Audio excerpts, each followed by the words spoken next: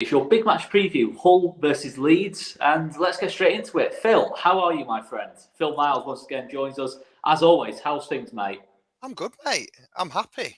We've just won 3-0 away in London. Why wouldn't you be happy? Back-to-back Not clean bad. sheets, back-to-back away wins, Pirro scoring goals. What's there not to be happy about? There you go, there you go. I mean, listen, absolutely buzzing with that result. We will talk, obviously. I mean, let's start with the Millwall game. Let's start first and foremost. What a win it was. Yeah. Absolutely immense. I think more than just the win itself is a confidence boost alone it's going to give us. The fact we've gone to Millwall, a place that even when we've been excellent under Marcelo Bielsa, we've never been able to crack really, or historically not been able to crack. And those first 10 minutes or so, we had to sort of weather a storm really in that first sort of 10 minutes it felt. Millwall came onto us quite strong. And we just handled it. I think physically we were there. Rode on Ampadu, I thought were exceptional, and I just thought we handled the situation to perfection. Really, listen, it wasn't plain sailing. I know 3-0 would suggest a plain sailing kind of game, but I don't think it was. I don't think it was a 3-0 game, but I don't really care. We were clinical, we were ruthless, and we looked like a team with a clear idea of what we want to be. And even with less of the ball than what we're sort of used to having. We were absolutely ruthless, and on the counter, we looked a real threat when we went for a more pace in the front three. In the front four rather, with the substitutions in Dan James and Jayden Anthony just sort of caused chaos in that sort of last 20 minutes, and we saw it through. I mean, what were your feelings on it, mate? Oh, mate, same as you. I mean, I'll be honest, in the first 10 minutes, I was a bit worried about us defensively. I thought, a bit shaky, but to be fair to them, I actually think the last couple of games in particular, you might begin to see a bit of a transformation in players like Pascal and Meslier in particular. The confidence back-to-back clean sheets will do for two people that have been heavily involved in conceding the number of goals we've conceded over the course of the last 2 years in the relegation battles in the Prem. That's going to do them the world of good. But I think we deserved to take the lead when we did, and from then on just controlled the game. And I think most people would have said at the start of the season, don't get me wrong, Dan James shouldn't be starting games as a number 9 or anything like that. But as a weapon to be able to bring on at 70 minutes and just terrify tired legs in the Championship, I actually think, obviously, stats prove it with, two assists, whether you call them intentional assists or not. He changed the game when he came on. That pace was just something that just transformed us from being a team that we're going to try and see out a 1-0 to going on and getting a third and looking like we could have got a fourth as well. So really, really pleased with performances all over the pitch. There's not really anything bad that you can say about that performance. You've gone to a tough ground to go, and it didn't feel anywhere near as hostile. It didn't feel anywhere near as tense. After that first 10-minute onslaught, it felt like we were in control of the game, and now I actually think we look really comfortable away from home, being able to surrender that, go on then, you come at us, and then we can come at you in response. So away from home, I actually feel strangely more confident than I do about Watford at home on Saturday. But either way, I'm happy with this team now, where I feel like the squad, the form, everything's coming together, and we should be challenging at the top end of the division if we can keep playing like that. I totally agree. With that. I think, listen, Hull away is going to be a tough one. I will have to admit, beforehand, I did feel, before the Millwall game, 4 points from the 2 games would be a really good result. I still think it would be decent, along with the Watford game. If we could take 7 points from this sort of 3-game stretch, it would be really nice. Obviously, more than that would be absolutely lovely as well. But if we just keep building momentum, 2 wins and a draw every sort of 3 games, and you're just going to be up there. It's absolutely inevitable. So, I'm looking at the league table and thinking it looks healthier, but I'm not looking too much at it. I'm just looking more at our sort of points per game at this moment in time. We know it needs to be around 2 points per game that we're taking.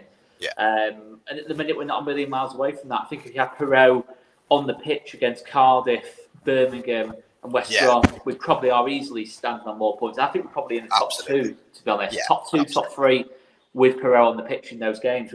We're kind of given teams a 3-game head start, and I think Joel Pirro has given the rest of the league, in terms of the top scorer chase, a 3-game head start, and he's still only 2 goals off the Golden Boot at this moment in time. So, it's a very encouraging start for us. Listen, the Sheffield Wednesday game was a wobble, but I think what you saw in that Sheffield Wednesday game is the fact that we do need to score. for a game to really open up. I think most teams this season are going to sit back against us. I think Hull will be a similar kind of situation, maybe to a lesser extent than what Millwall and Sheffield Wednesday was, but I think we will see teams sit off in a low block against us and just try and restrict us. And if you can restrict us, I think we can be a team that can be frustrated quite easily. You saw it against Sheffield Wednesday, but when we do score, the game opens up and we're ruthless. Ipswich and Millwall have shown that we can destroy teams really at this level. Certainly in an attacking sense. Defensively, we are getting better and better, I think. Really encouraging to see us take the lead for the first time in a game all season as well, and then obviously go on and actually fucking win it. Yeah, of course. Yeah, it was. I thought we never really looked like giving it up at 1-0. I never really thought Millwall really threatened us. There was a couple of set pieces, a few crosses into the box, but there wasn't anything seriously worrying. I mean, Meslier had to make a save on his near post, but you expect Meslier to make them. And I thought we actually defended that situation relatively well. We narrowed the angle for Bradshaw, made keeper for ourselves. But yeah, it's one of those. I think we handled the situation well and got a decent result out of it. Phil, just get a little bit of interference on your camera there, mate, on your mic. Oh, you can hear me well. It's like a ruffling kind of sound. Any better? That actually made it like 10 times worse. Whenever you... I don't know, let's have a look. Hang on. Let's see. Well, whilst I'm doing that, let's discuss what we're going to discuss next. Guys in the chat as well, get your comments in. Anything you specifically want us to cover. Smash that like button as well. And hit the subscribe button too. Because, listen, Hull is going to be a test and a half. I think it's going to be a bigger test than Millwall. They're a far better football inside. I think they've got far better players than Millwall, to be totally honest with you. It's going to be a big test, this one. So get your predictions in, guys, for this one. Get your predictions in, because I don't know about you, Phil, but I think let's jump into our predictions, I think. Jump into our predictions. Because, Phil, you actually won the last one 2-1. It was an incredibly low scoring last time we did this at Sheffield Wednesday. You won this one 2-1. So we are doing a new feature this season, guys. So Phil currently leads 2-1 in the series. So, first and foremost, I'll go first on this one, if that's okay. Yeah. Biggest good surprise in Hull versus Leeds. I've gone Wilfred Gnonto. Okay. I've gone Wilfred Gnonto to be biggest good surprise. Now, reasons being, I think Gnonto, since he's come back, has been fantastic as always. But I think in terms of getting to his top level, I don't think he's actually got there yet. I think in terms of work rate, his work rate's been brilliant so far since he's come back in. I don't think you ever saw Gnonto press as hard as what he has done last couple of games, compared to what it was before the old transfer request went in. And I think his work rate's been absolutely fantastic. But in terms of output, I do think Gnonto can go up another level. And I think this is the game where he will start to go up that other level. So I'm going biggest good surprise, Wilfred Gnonto. Phil, who have you gone for? And you can only pick one. I've seen you try to pick two. You can only pick one there. Right. Well, I think one player is going to come in because I think some of them may be getting... No, don't do starting 11. We'll do starting 11 in a second. Your biggest surprise. I'm getting... Yeah, but one of the people that is... my surprise is someone that's coming in for someone that's not starting. So I would say just because obviously 2 assists, I can imagine Dan James would be the person that gets a start. I think we do have to rotate along the course of this week anyway. So if you were going to rotate anyone based on the other day, you'd probably say Somerville was probably the least effective of that front four. Still didn't have a bad game, but Dan James obviously made a big impact off the bench. I do think he's more effective from the bench, but at the same time, in terms of minutes, he has been getting his fair share. So you'd expect maybe that might be the change. And I just think at this level, no matter whether it is off the bench or whether it is starting the games, I reckon he could have a good impact and linked up well. Obviously, you can say it was unintentional, the assist for Piro's second, but played a good part in the third goal as well. So Dan James to start and have a really good game. Okay. Interesting one. Okay, let's go to our not so favourite bit we've got to talk about. Biggest flop in the game. Okay. Do you want me to go first, Phil? You can go first if you want, mate. It's interesting we've both gone for defenders here. Quite an interesting one. It's a hard one, this. I'm not necessarily saying he's going to have an absolute shocker, but I think he will find this game more difficult. Pascal Struijk, I've gone for biggest flop. Okay, it's might be a bit of a hot take. Now, there is a reason for this. I'm looking at Hull's centre-forward situation. They do seem to favour Liam Delap, but Aaron Connolly has, got quite a bit of action as well.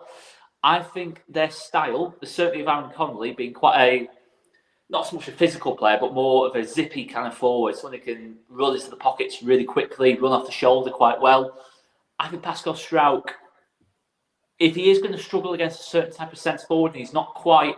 I think Pascal Struijk's a really good player, by the way. I think Pascal Struijk's a really good player. People will start jumping on me about this. I'm not saying he's not a good player, but if he has struggled against a certain type of forward, it is the type of forward that Aaron Connolly is. Someone who can run off the shoulder and make those runs out of his vision kind of thing. I think he's a really decent player, Aaron Connolly. I think he's made a really good start to the season.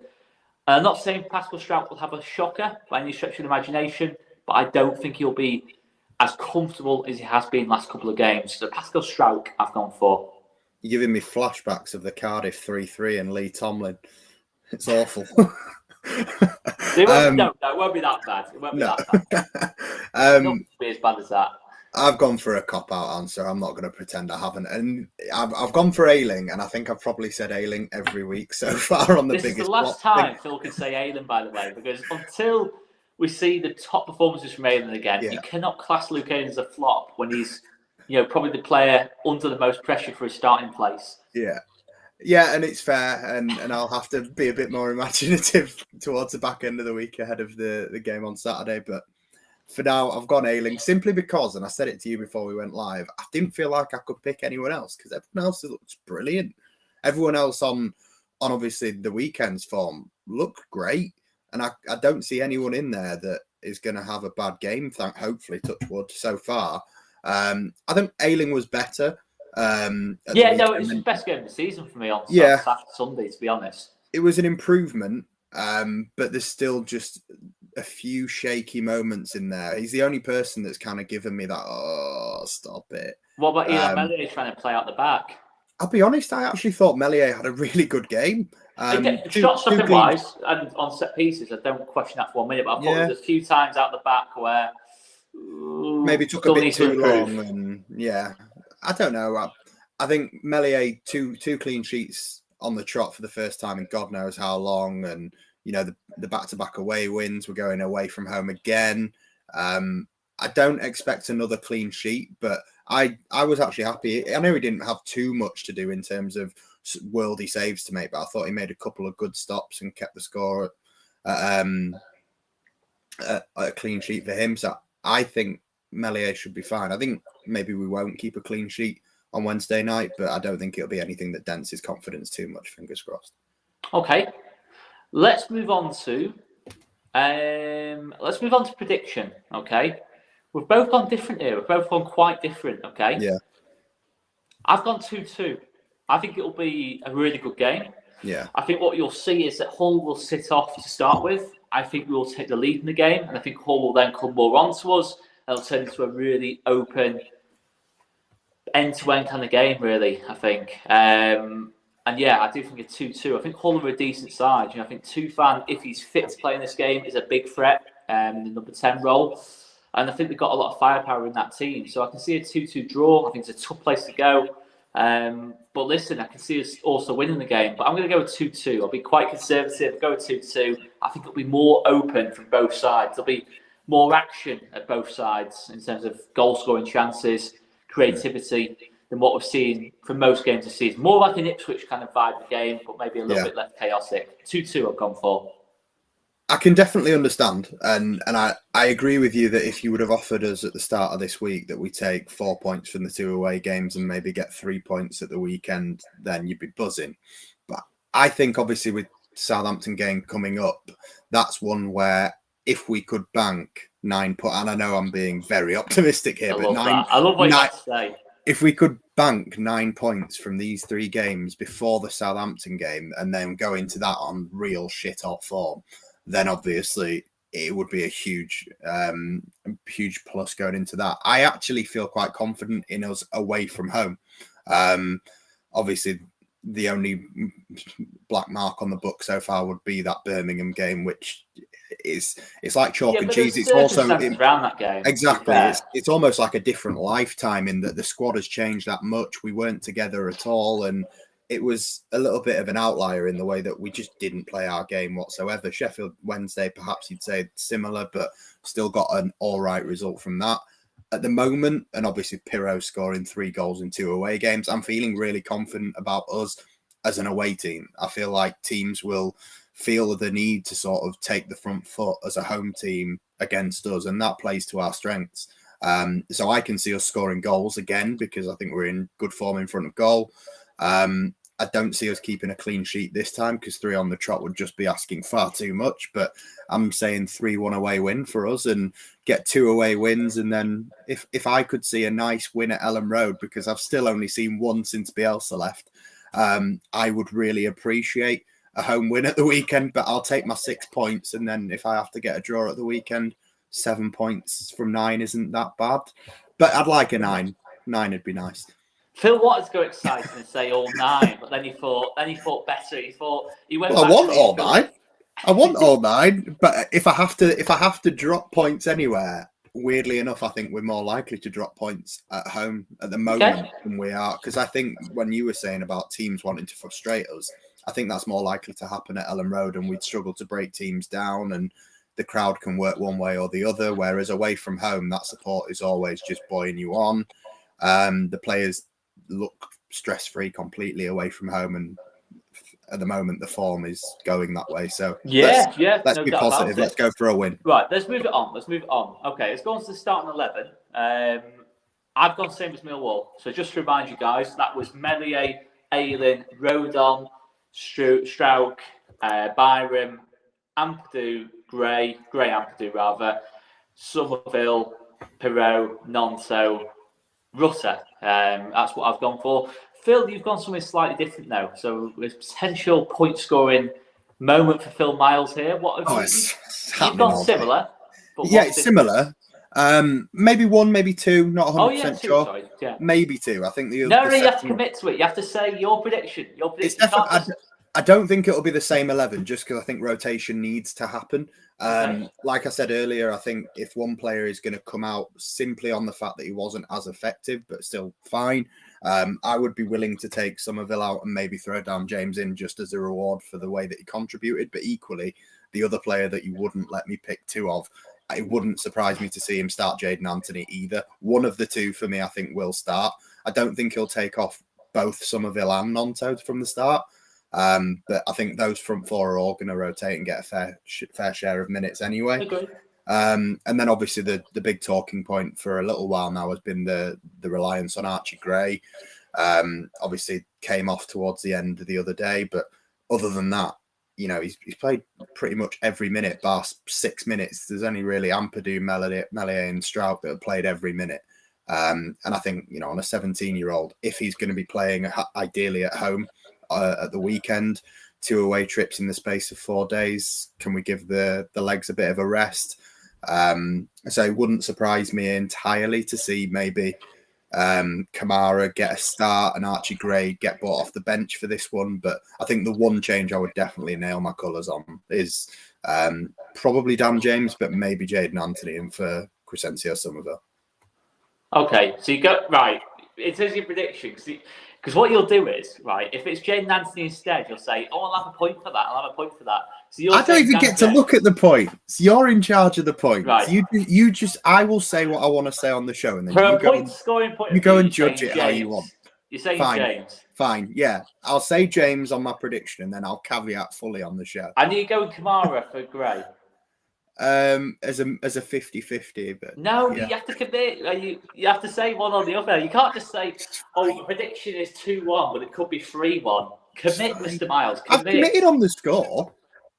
Right, Kamara or Gray? Who will start against it? Hull. Fuck it, Kamara. Go on then, Kamara. Kamara, he's gone. Kamara. Okay. He's cooking something up here, Mr. Miles. Okay, let's go on to the next prediction. First goal scorer. I've got something different. Yeah. Joe Rodon. Okay. I think what you Header saw from against a corner. Millwall was, I thought we looked at. Well, yeah, it has to be a corner. Yeah. It's not going to be like maybe a 40-yarder kind of like you might chip the keeper, but no, it'll be a corner. Ben Big White corner. volley from the edge of the box. Maybe Ben White volley against Charlton, maybe them kind of vibes. But I've gone the corner. Now, the reason I've gone for a set piece, it seems incredibly crazy to go for a set piece because this does make up my biggest good surprise as well, actually. Sorry, my one crazy prediction as well. I think we'll take the lead with a set piece in this game, and I think Joe Rodon is the most likely to score from it. I think potentially Somerville's delivery against Millwall was really good. Yeah. I thought we looked threatening every single time we had a set piece against Millwall, which makes a big change. And yeah, I think we could have quite easily scored from set piece against Millwall. I think Hull aren't as physical in the air as what Millwall are. So I think with that logic, Joe Rodon will open the scoring. And it might be a frustrating first half an hour or so, but then Big Joe will get up on the back stick and make it 1-0 Leeds, I feel. So I'm going Joe Rodon to take the lead in the game and be the first goal scorer. What have you gone for, Phil? Oh, I'm really boring, aren't I? I'm just playing. I'm playing the fantasy football way of doing it. I've gone Pirro to score first. Let's be honest, it's a competition, mate, and I'm trying to win. So yeah, it's fair. I'm backing the most likely goal scorer here. I mean, I'm moaning about us having like an inevitable player in our team. I'm certainly not moaning. I mean, he just is inevitable, isn't he, Joel Pirro? But yeah, I'd say away from home as well. It's an interesting one. It's probably a lot more likely to show Rodon. Yes. But I'd go for a more interesting prediction because I think we're just going to go Joel Pirro every single week. Ayling is the flop every week. Pirro is the first. Yeah. This is the thing with Phil. He's going to just stat pad the points. It's what it is, mate. I'm here. It's what he does. It's what he does. It's all about the game for Phil. No enjoyment, just all about winning. Yeah. Right, let's go for man of the match. I have gone for. I'm trying to remember who I went for now. I have gone for Gnonto. I've gone for Wilfred Gnonto. I think he will have a really good game up against Louis Coyle, right back for Hull. I fancy Gnonto in that battle. I think Louis Coyle's actually having a really good season so far for Hull. But yeah, I back Gnonto to really put in a 9 out of 10 performance from Gnonto. I don't think we've quite had that so far this season. Just been missing either that final finish, that final pass, or that final all-round 90-minute performance. But I do think Gnonto will give us that on Wednesday night. So I've gone Wilfred Gnonto for man of the match. I've gone Ruta, just carrying on again from the weekend. Not just necessarily in the fact that he got his goal later on and obviously was heavily involved in the first one as well. But generally speaking, he seems to be another player that's growing in confidence, and you see not just the times where he's involved in stuff higher up the pitch, but he was tracking back, getting back and doing his work defensively. But generally speaking now, when he takes the ball in and he does have time to turn, and he will in this division compared to what he was having towards the back end of last season in the limited minutes he got, he does seem to be able to take the ball in and just drift past players. And I think we've got the opportunity now to get him on a good run of form while we're on a good run of form, put some confidence into him. And realistically, we might be able to start seeing a player. Don't get me wrong, we're not going to all sit here and go 35 million quid well spent, but we are going to start seeing flashes of a player that is far too good for this division if he can continue the way he's going. So I think obviously the glory will go to Pirro getting all the goals, but I think Ruta wouldn't surprise me if he ends the season with more assists than he does goals, because he's been so creative. And I was critical of him playing 9 and Pirro playing 10 in a way against Sheffield Wednesday, but you can see when it works the way it did against Millwall. And if we're expecting a kind of similar type of game, which I don't think they'll set up quite the same because they'll learn from Millwall's mistakes, but equally, I still think it'll be not too dissimilar. They will need to be on the front foot slightly as the home team. They won't just concede it all to us, and that should play to our strengths. And I think that suits Ruta in particular. So, man of the match for me, Ruta again. Interesting shout, Mr. Miles. Okay, I like that. Okay, we'll just finish it off with one crazy prediction from the game. Now, I must admit, I've changed this slightly, because the first one I went with was absolutely crazy when I think about it now, and incredibly statistically unlikely. I am gone with something more statistically likely. There will be a goal from a set piece in the game. behave. You've already answered. That's one of your earlier answers. No. If you can have Ayland and Perot, it's not stat padding answers. I can stat pad. Are you allowed to tell the listeners and viewers what your first prediction was? It was crazy. It was a bit on the bad side. I reckon it's that mental. Yeah, it doesn't happen. When you actually look at it, it doesn't sound like many. But I actually initially went for Melee will make 5 or more saves in the game. When I actually looked at how many shots on target there tends to be in a championship game, it's quite a heavy prediction, that one. He made at least 2 at the weekend, and that was against a team that we romped 3-0. Yeah, but if it's going to be 2-2 times by 2, yeah, but that means he concedes more. Yeah, but I reckon you just got to stick. That means Hull would have to have 5 more shots on target than what Millwall did. Go on. No, I'm not going for a daring prediction when you're not. It's a good competition, this one. There will be a goal from a set piece. I've not said for who either. I double my chances. We've still got, is it since like 2012 or something? Like, I heard it the other day. Matt Heath was the last player to score a header from a corner, a direct corner for Leeds. It goes back like 8 years or something. That's a classic. Leeds United myth, that one. That did the rounds for so long. That surely there's got to be. I'm sure I remember Pascal scoring a header against Arsenal. Was that from a corner? Are you actually messing now? I was just trying to see. That Matt Heath one, I've not heard for a while, to be fair. That's good. That's a very, very good. But no, we were.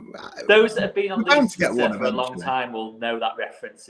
It's an excellent reference, that one. I thought Phil was messing about there for a second. No, to confirm, obviously Liam Cooper scored from a corner. Yeah. Pops Jansen pops up with a few. Carl Bartley pops up with a few. But just keep it going. Matt Heath in 2007 was the last player to score from a set piece for Leeds United.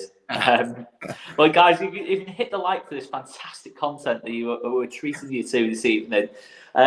Phil, what's your crazy prediction's a bit crazy as well. What have you gone with? I don't even know if this is really allowed to count, actually. Well, no, it's not. If it's not on the game specifically, not on like the next 46. Because I'd also just kind of used an answer from earlier to carry on. So I said that I reckon Leeds will continue to maintain better away form than home form until Christmas, which I have. How is that anything to do with this game? Because we're away from home, and I reckon we're going to win, but then I reckon we won't win at the weekend because we're at home. This is why I should have done the competition with Chris. He wouldn't try and do all these technicalities on me. I think that's. I don't know what else can I really go with. This is an interesting one, though. This one off Liam. Byram to score. Not a bad shout, you know. I reckon if Byram's going to score, that'd be a header as well, you know. I can see him scoring from distance. He's cutting on his right foot a couple of times. Couple of efforts. Oh, okay, they've been a bit wayward, but it's a numbers game. Mr. Miles is a numbers game. You know, he has another 10 or 12 efforts like that. Well, fine. Seeing as you've changed your answer, I'll let Liam help me pick my answer. I'm going to say Byram to score a header. Just say Byram to score. No, a header. I want Byram to score specifically a header. Okay. Yeah, specifically a header. Well, if Byram on the corner as well. If he does score with anything other than his head, you will not get the point, Miles. What if he scores with his upper chest region? Just not his head, is it? Close enough. What if it's his throat? Not his head, is it? Chin. That's part of your head. It's cranial. That would surely count as your head, wouldn't it? Your chin. Optical as your head. I'm literally feeling my chin as I think this, just to get my bearings where your chin. Yeah, that's your head. That counts. Yeah, okay, we'll let you have that. Count that as head anywhere in the face, basically. Yeah. Even an ear, still. Or you could have just said Byram to score. That might have just made life a bit easier. But fair enough. You've gone for it. There we go. But let's talk a bit more about the game then, mate. We've done our predictions there. Let us know what you think about them. Again, it'd probably be incredibly low scoring, like it was the Sheffield Wednesday game. Last time we hyped the game up, and it ended up being a 0-0. Let's go into this one. So you spoke about rotation. I agree. I want to see rotation, but I have a feeling it's more likely to be against Watford than it is Hull. I genuinely think. I think where I'd like to see rotation is possibly at centre back. I'd like to see Creswell, not just like as a, just for the sake of playing Creswell. I just think rotate Struijk a little bit, because you have to remember last season he played like the first 20 games. He just played the first 20 games. There was no like being a substitute, anything like that. He just constantly, week in, week out of position, albeit. And in the end, it affected his form, I felt. I think he lost that little bit of sharpness, that little bit of fatigue might have kicked in. You have to remember Pascal Struijk is a young player, and there's no reason why we can't use our squad a little bit more. But I think there is definitely a case for Charlie Creswell to play one of the next 2 games alongside Rodon. Because we're going to need these players, at some point in the season. So Coops is supposedly fit. Maybe Cooper. I think it's something to consider. I do think Rodon and Struijk is our best centre-back pairing at this moment in time by a fair distance. Yeah. But I don't think there's any issue with rotation because you want these players at their best, whenever they play. And I think you have to be careful with Pascal Struijk a little bit. For me, centre-back would be the only thing that centre-back and goalkeeper, the spine of the team, I genuinely wouldn't touch it. You've got a centre-back pairing that is working. Obviously, Rodon, when he came on the first game for his debut, he came late and got shoved up front. But ever since then, the last 4 games, full 90s, neither of them have come off. They've been next to each other the full 90. We've got 2 consecutive clean sheets. I don't think you can really change that. Obviously, there's always a question when Cooper is 100% fit. If he is ever 100% fit, because he's the club captain, should he go straight back in? But for me, I'd keep that centre-back pairing. I'd keep Ampadu. Obviously, he's played every minute as well. Do you not think it's a long season, though? The amount of football you have to remember how much football we're going to play between now and the next international break. But I don't think on the back of 2 clean sheets, that's when you change. No, I'm not. Sorry, I wasn't saying doing it for Hull. I was saying more of a futuristic thing, maybe for Watford to consider it.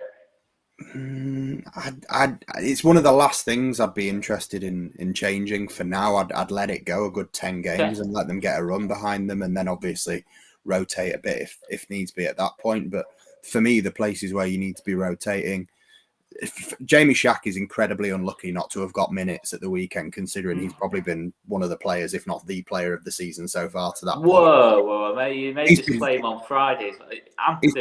He's been fantastic. Shack's we can't compare anyone to Ampadu when it comes to player of the season for me. Wow. Shack, compared to what you expect of a £7 million player being bought from Chelsea to play in the Championship, or compared to a guy that couldn't get a game out. Our best player this season. I think Shack's definitely up there. He's up there, but he's definitely up there. Is he up there? He's not even played that many games. He's played quite a fair bit. He's played 314 minutes, which is how many minutes we played in total? Well, 540. So just over half. And you're saying you're trying to say to me he's comparable to Ampadu's in every position, though, mate. He's been a 7 out of 10 at least in every position he's played. He's played right back, left back, centre mid, and on the wing, and he's been brilliant in every position. He's been basically Stuart Dallas. I agree. I agree. He was unlucky not to get a game. But let's not go over the top here. Let's not go make out Jackson's being better. I don't think it's over the top. I think it's over the top. I think he's been one of the best players we've played all season. Obviously, Ampadu's up there in so Ampadu, Rodon, Perot. But Perot's played less minutes than Shackleton. If you're talking about minutes, Perot's played 261 minutes.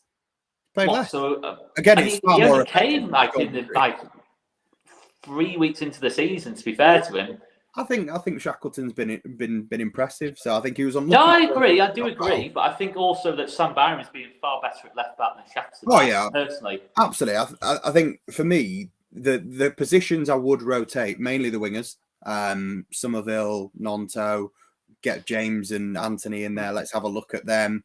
I wouldn't really touch Pirot and Ruter until Bamford is back 100% and we actually think, okay, he's got a chance of outscoring one of these two. But if he comes back to full fitness and Pirot and Ruter are both got 5-10 goals between and behind him in that time, then he's going to struggle to get back in. But the wingers, maybe the fullback areas, because Byron, we don't really want to test the injury stuff out with him. Ayling's now potentially going to be a bit comfortable because Spence is out for up to 8 weeks. But for me, maybe Archie Gray being a bit younger, maybe instead of, like I said earlier, get Kamara in, maybe even put Shackleton in at centre mid because he's done that job already this season. Yeah, I wouldn't mind rotating those kinds of players for me. But the players I wouldn't be rotating out anytime soon. You ain't changing the keeper, you ain't changing the centre backs, and you ain't changing Ampadu or. Yeah, but you say this about centre backs. It's a long season. It's a long season to play that many football. September. Yeah. They shouldn't need a rest until at least Christmas. There's international breaks. They'll get sleep. You're just missing the point there. I don't know if you're deliberately missing the point or what. You know what I'm saying? I totally agree. Rodon and Stroud is our best centre-back pairing, no question about it. I think for the most important games, I'm looking at that Southampton game, in 2 weeks' time. I want Rodon and Stroud both fresh and absolutely on it in that game as much as it possibly can be. And I think with Pascal Stroud, more valuable going into a game fresh, having a rest, or going into a game off the back? I think in Pascal Stroud's case, there is no question about it. We've seen it being a bit of a theme with Pascal Stroud over the last couple of years, where he has. I don't know if it's fatigue so much, but I think with him being a younger player, we have to remember he is a young player, Pascal Stroud, is that he might need a rest from time to time. I'm not saying do it for Hull. I'm not necessarily definitely do it for Watford. I'm just saying let's see how it goes. After Southampton. What's that? After Southampton.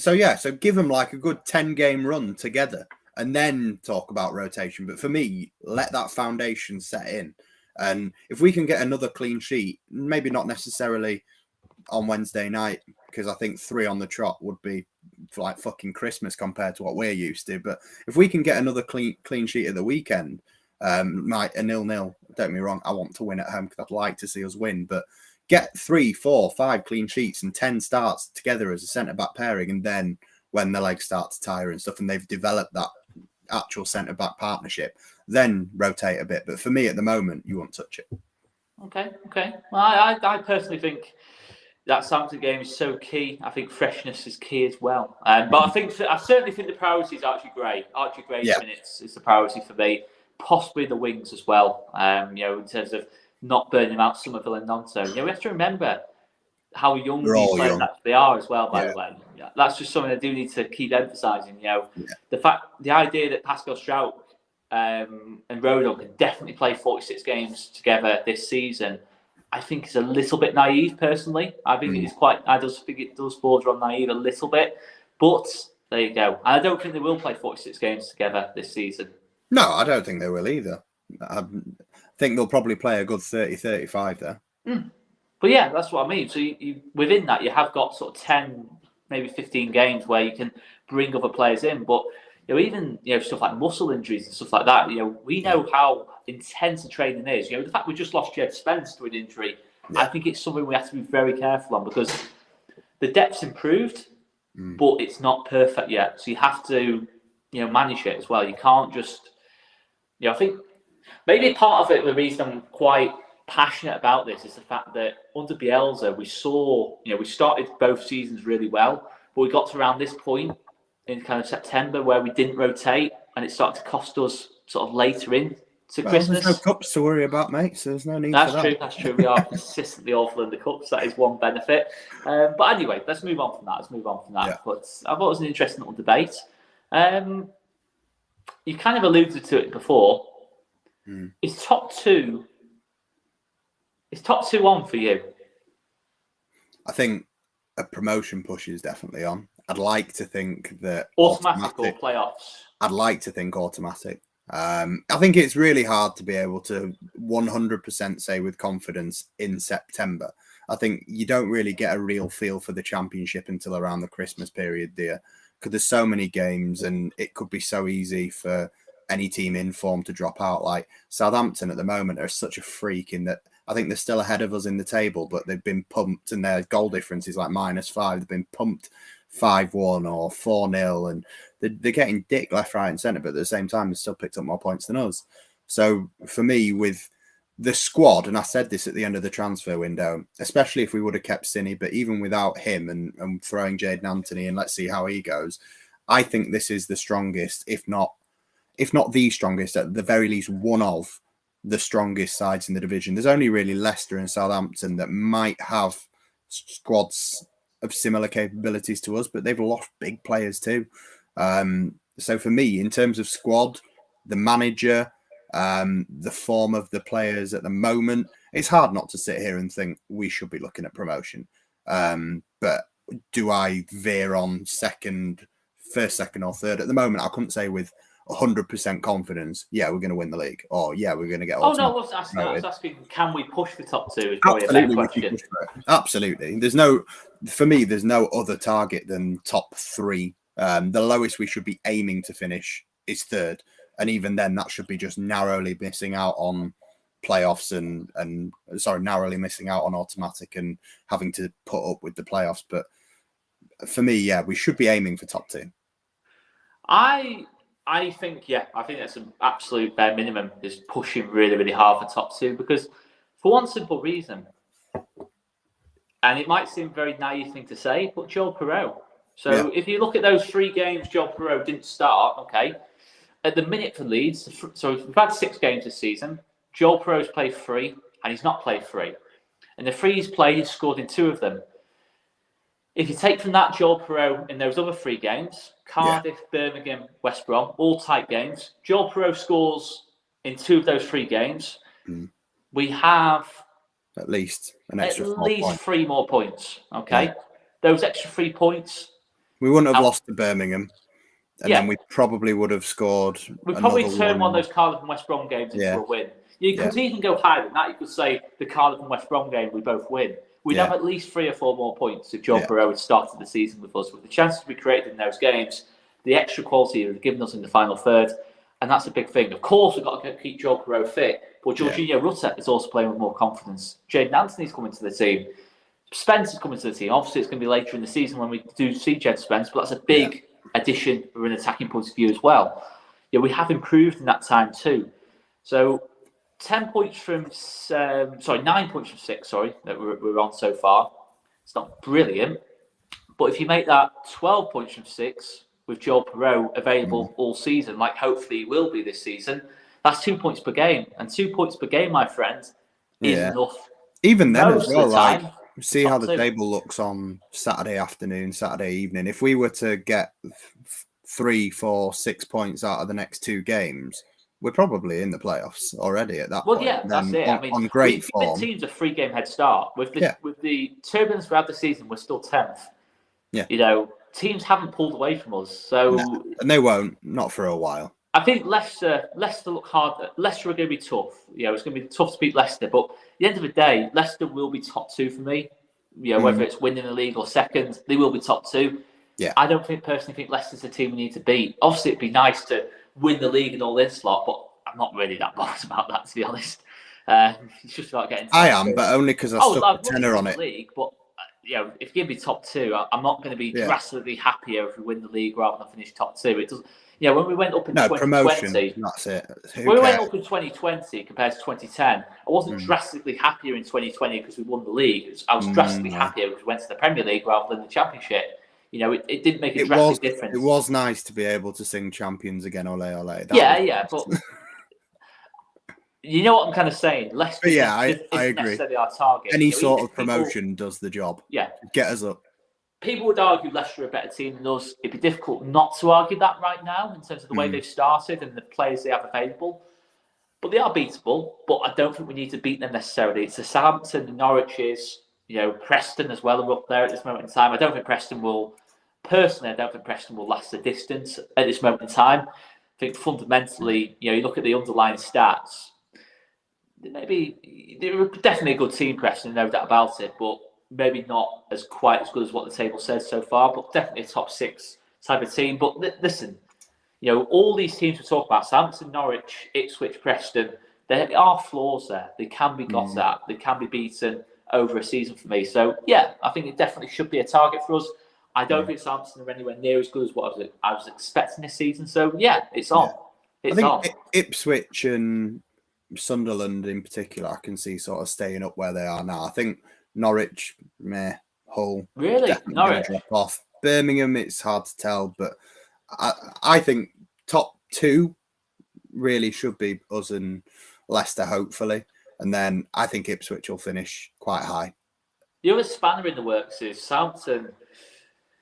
If they're ruthless, they might look at Russell Martin and think, "Ooh, this isn't the guaranteed promotion that we thought it was," because he has made a poor start to the season. You know, and even the games have won. I know they're a point ahead of us. Southampton fans will say all that. They haven't started the season well at all. They have had a much certainly to start the season, they had a 3-game head start on us and they're only 1 point clear. And They've arguably conceded the most goals in the division. Yeah, there's that as well. Yeah. With people like Taylor Howard, Bellis in the team, definitely question marks there. They're going one way, we're going another at this moment in time. Listen, the championship can change very quickly. I am not saying we're going to finish top 2, but I'm saying we should be certainly targeting that. I think we have got the best manager in the league, if not at the very least, one of the best managers in the league. Yeah. I guess, Phil, unless there's anything else you want to add to that, we're coming up to 45 minutes and I think we probably rambled about everything we want to ramble on this game. We could definitely ramble more, but I think for the sake of everybody, let everyone go to bed. Yeah, I think so. We're coming up to 20:09, just gone 20:09, in fact. Have a good evening, guys. Make sure you check out our other content pre-match for this whole game and our post-match content as well. Slightly busier weekend than usual for me, so not as much from my end for Millwall, but there will be plenty for Hull. Let's get into it, guys. Hit that like button and subscribe button as well. And let us know what your thoughts are, your predictions as well. And we will see you later. Cheers, guys. Thanks so much for watching.